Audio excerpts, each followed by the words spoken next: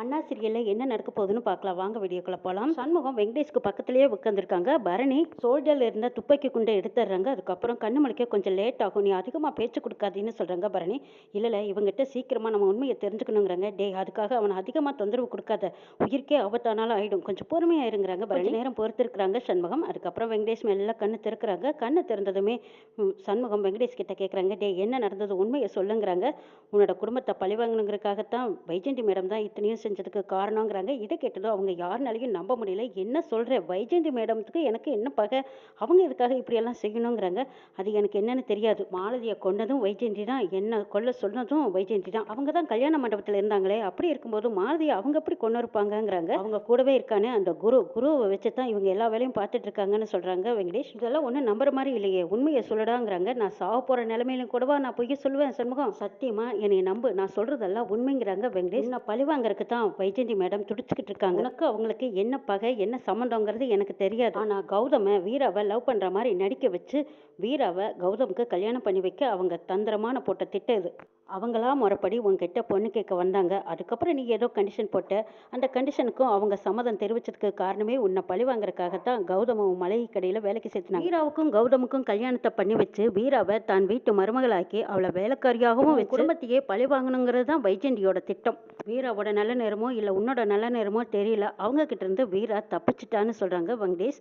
இதை கேட்டதும் முட்டுப்பாண்டியிலிருந்து சண்முகம் பரணி யாருனாலையும் இதை நம்ப முடியல. வைஜெயந்தி மேடமா இப்படி பண்ணினாங்க, நம்புற மாதிரியே இல்லையேங்கிறாங்க. நீ நம்பித்தான் ஆகணும் சண்முகம். குடும்பத்தில் நடந்த ஒவ்வொரு பிரச்சனைக்கும் பின்னாடி வைஜெயந்தி தான் இருக்காங்க. இப்போ நீ என்னை காப்பாத்திருக்கேன்னு தெரிஞ்சா உன் குடும்பத்துக்கும் ஆபத்து, எனக்கும் ஆபத்து. கண்டிப்பா வைஜெயந்தி விட்டு வைக்க மாட்டாங்க. நீ தான் எப்படியாவது இந்த குடும்பத்தையும் என்னையும் காப்பாற்றியே ஆகணும் சண்முகம்னு வெங்கடேஷ் கேட்டுக்கிறாங்க. நீ ஒன்றும் கவலைப்படாதடா, நான் பார்த்துக்கிறேங்கிறாங்க சண்முகம். இங்கே பார்த்தா வைஜெயந்தி குருவை கூப்பிட்டு திட்டி தேக்குறாங்க. என்ன குரு, உங்ககிட்ட ஒரு வேலையை ஒப்படைச்சா நீ சரியா செய்யலையே, வெங்கடேஷை கண்ணில் பார்த்ததும் சுட்டு கொன்னுடுன்னு சொன்னேன், ஆனா நீ என்ன செஞ்சிருக்க, அவனை சுட்டுட்டு பாதையில விட்டுட்டு வந்துட்டியே, தப்பிச்சிட்டான்னு சொல்றீங்க, வெக்கமா இல்லை உங்களுக்கு? அவனை கொன்னு தூக்கி தூர பேசிட்டு வரது விட்டுட்டு சுட்டுட்டேன் காணாம போயிட்டான்னு வேற சொல்றீங்க. அவன் யார் கையிலையாவது கிடைச்சு நம்மளை பத்தின உண்மைகளை எல்லாம் சொல்லிட்டான்னா நம்மளோட நிலைமையே வேற மாதிரி மாறிடும் தெரியுமா குரு உனக்கு? என் வேலையும் போயிடும், நம்ம கதையும் முடிஞ்சிடும். நீ என்ன நினைச்சிட்டு இருக்க? எப்படியாவது அந்த வெங்கடேஷை கண்டுபிடிச்சு கொண்டு வந்து சேர்த்த வேண்டியது உன்னோட பொறுப்பு. ஒரு நிமிஷம் கூட வேஸ்ட் பண்ணாதீங்க. ஒவ்வொரு இன்ச்சா தேடி பார்த்து வெங்கடேஷ் இருக்கிற இடத்த கண்டுபிடிச்சு அவனை தூக்கிட்டு வாங்கங்கிறாங்க.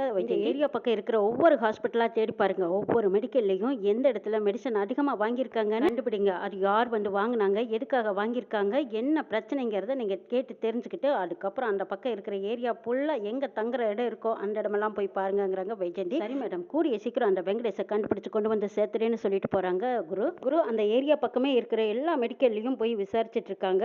ஒவ்வொருத்தரா ஒவ்வொரு பதில் சொல்லிட்டு இருக்காங்க. கடைசியா ஒருத்தர்கிட்ட வந்து கேட்கும்போது ஆமாங்க என் கடையில் தான் வாங்கினாங்க அப்படின்னு சொல்றாங்க. அதை கேட்டதும் சரி அவங்க அடையாளம் சொல்ல முடியுமான்னு கேட்குறாங்க. வெள்ளை வேஷ்டி வெள்ளை செட்டு போட்டிருந்தாங்க சார், அவ்வளவுதான் எனக்கு தெரிஞ்ச அடையாளங்கிறாங்க. இதை கேட்டதும் குருவுக்கு ஒண்ணுமே புரியல. இதை வச்சு நம்ம எப்படி கண்டுபிடிக்கிறதுன்னு உடனே வைஜெயந்தி கிட்ட சொல்றாங்க. வைஜெயந்தி இதை கேட்டுடும் அப்படின்னா அந்த மெடிக்கலுக்கு பக்கத்துல இருக்கிற ஏரியாவில் தான் தங்குற இடம் பார்த்து இருந்திருப்பானா இருக்கும். நீங்க நல்லா தேடி பாருங்க, ஒரு இன்ச் விடாம தேடணும் குரு, கவனமா இருக்கணும், கொஞ்சம் அசல்ட்டா இருந்தாலும் நம்ம மாட்டிக்குவோங்கிறாங்க. சரி மேடம், கண்டிப்பா நான் எப்படியும் தேடி கொண்டு வந்துடுறேன்னு சொல்லிட்டு போன வைக்கிறாங்க குரு. முத்துப்பாண்டி வீட்டுக்கு போறாங்க. சவுந்தரபாண்டி முத்துப்பாண்டியை பார்த்ததும் என்னடா முகமெல்லாம் அப்படியே கருத்து போயிருக்கு, என்ன விஷயம்னு கேட்குறாங்க. அதெல்லாம் ஒன்றும் இல்லைப்பா, வேலை அதிகமாக இருக்குது, அதான் கொஞ்சம் கலப்பாக இருக்குது, நான் போய் குளிச்சுட்டு வரேங்கிறாங்க. எஸ்கி சாப்பாட்டை ரூமுக்கே கொண்டு வந்துருங்கிறாங்க. டேண்டா இங்கேயே சாப்பிட்லாமேன்னு சவுந்தரபாண்டி கேட்குறாங்க.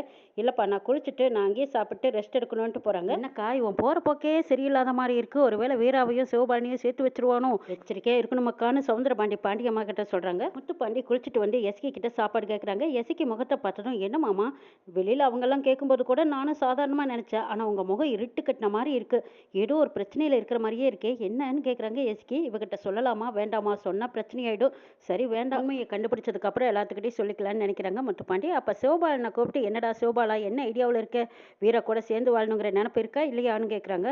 ஆமாண்ணா நான் என்ன செய்யட்டும், நான் போய் அவளை கூப்பிட்டேன், அம்மாவும் கவலையாக இருக்கு, அட்டானும் நொடிஞ்சு போயிருக்காரு, நீ நம்ம வீட்டுக்கே வந்துருன்னு கூப்பிட்டேன். அவ என்னடானா கோபத்தில் என் கன்னத்தில் மாற்றி மாற்றி அடிச்சுட்டாங்கிறாங்க. அட இது வேறையா, சரி சரி பொண்டாட்டி கையால் அடி வாங்குறது ஒரு சுகந்தாண்டா, சீக்கிரமா அவளும் உன்னை புரிஞ்சுக்கிட்டு இந்த வீட்டுக்கு வந்து உன் கூட சேர்ந்து வாழ்வா, நீ நம்பிக்கையோடு இருங்கிறாங்க முத்துப்பாண்டி. அந்த நம்பிக்கையில தானே நானும் இருக்கேங்கிறாங்க சிவபாலன். இவங்க எல்லாரும் ஒன்னா கூடி பேசிட்டு இருக்கும்போது சவுந்தரபாண்டியும் பாண்டியம்மாவும் போய் இவங்க எல்லாம் என்ன பேசிக்கிறாங்கன்னு ஒட்டு கேட்டுட்டு இருக்காங்க. முத்துப்பாண்டி சிவபாலன் கிட்ட சொல்றாங்க, இதை பாருட சிவபாலா, நீ வீராவை பொண்டாட்டியா பார்க்காத, அவ கழுத்துல தாலி கட்டினதையே நீ மறந்துடு. டேய் பாண்டி என்னடா சொல்றேன்னு பாக்கியம் கேட்குறாங்க. வீரா உன் பக்கம் திரும்பினா நீ அவளை கண்டும் காணாம போய்க்கோ. அப்புறம் மனசளவில் நீ அவளை லவ் பண்ணிக்கிட்டே வா. கண்டிப்பாக ஒரு நாள் இல்லாட்டி ஒரு நாள் உன்னை புரிஞ்சுக்குவா. அதுக்கப்புறம் அவளும் அவளோட லவ்வை சொல்லுவாங்கிறாங்க. என்னமாமா பேசிட்டு இருக்கீங்க? இவங்க 2 பேத்துக்கும் தான் கல்யாணம் ஆயிடுச்சு. இதுக்கப்புறமும் எப்படி அவங்க 2 பேரும் லவ் பண்ணுவாங்க? நீங்க என்ன விளையாடுறீங்களாங்கிறாங்க எஸ்கே. எஸ்கே உனக்கு சொன்னா மரமண்டைக்கு புரியவே புரியாது. நீ கொஞ்சம் அமைதியா இரு. நான் சொல்றத கேளு. வாளா நான் சொல்ற மாதிரி நீ வீரா கிட்ட போய் பேசுங்கிறாங்க. பாண்டியம்மா காது கொடுத்து ஒட்டி கேட்டுட்டு இருக்காங்க. என்ன நடக்குது